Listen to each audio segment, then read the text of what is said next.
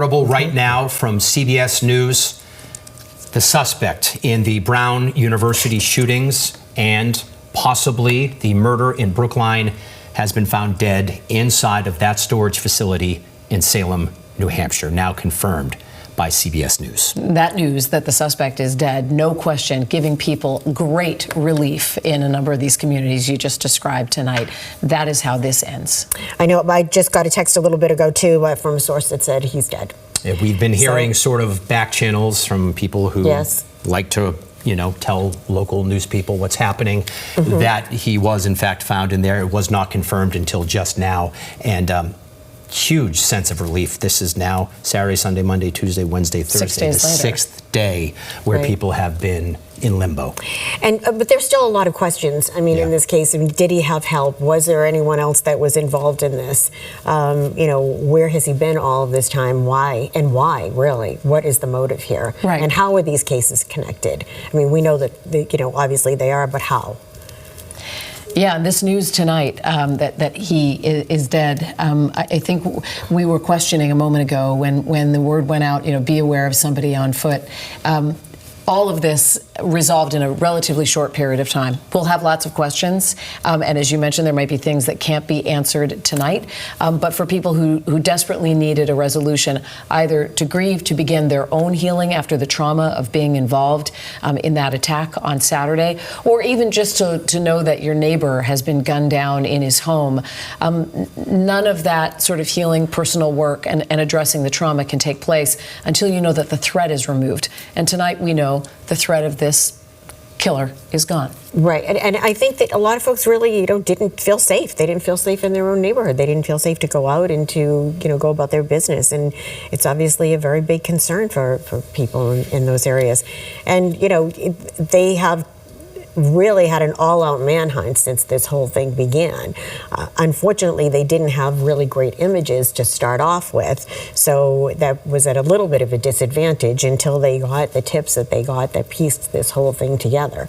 And it will be very interesting to see exactly what they're able to share in terms of how the investigation got pulled together. Was it the car that linked the two? Was it the person who was in the proximity of the person of interest who shared information?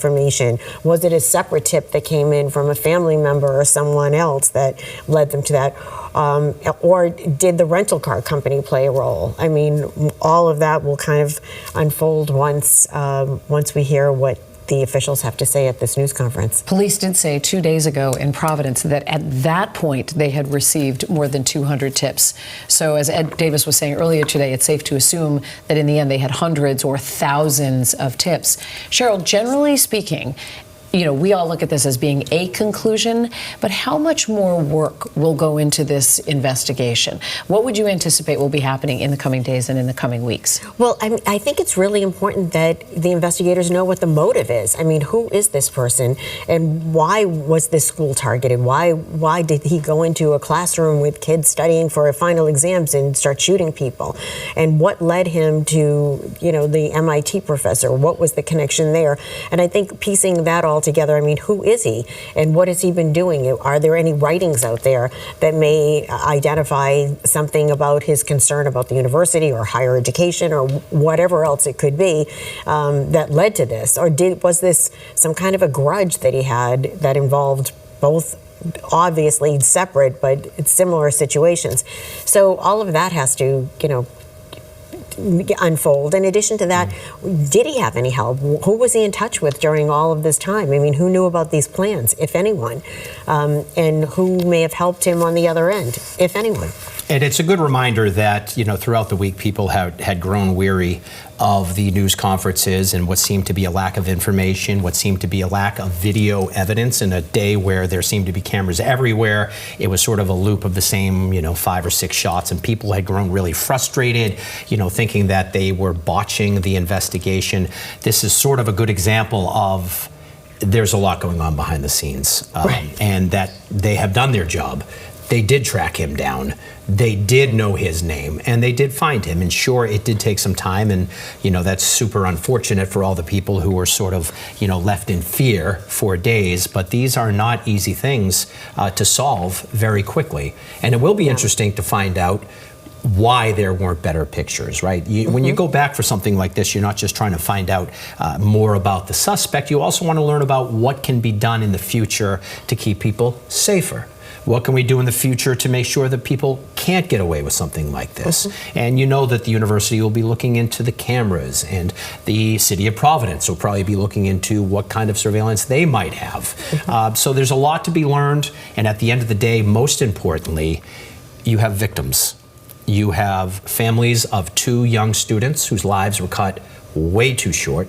You have 9 people who have gone through the trauma of being injured, shot during something like this. You have another MIT professor who lost his life, his family as well. There are a lot of heartache and a lot of broken hearts over something like this. And while the focus over the past 6 days has been on this individual, soon enough we'll be able to celebrate the lives of these others. And countless students who were in that building, the physics and engineering, at 4 o'clock in the afternoon last Saturday. Just hearing it. Either in that room who escaped or who heard it in a hallway and ran from the building. And Brown has promised, even as it began to provide some of these initial resources, that there would be resources going forward indefinitely to try to address that. But this is something that will affect this campus profoundly going forward. And to your point, you know, that is the piece of this that you can't begin your own healing until you're able to acknowledge the loss. And no one has been able to do that as fully because of their fear and because of the uncertainty about the end of this. College memories are lifelong memories, and this is just not the type of memory that you wish on anyone. Oh my goodness, no, awful, just absolutely awful. I mean, you know, you just think about that they're finishing their semester, they're going to a study session, waiting for final exams to go home for the holidays, and you know, something like this happens, and it's just horrific. It's just absolutely horrific for everyone involved.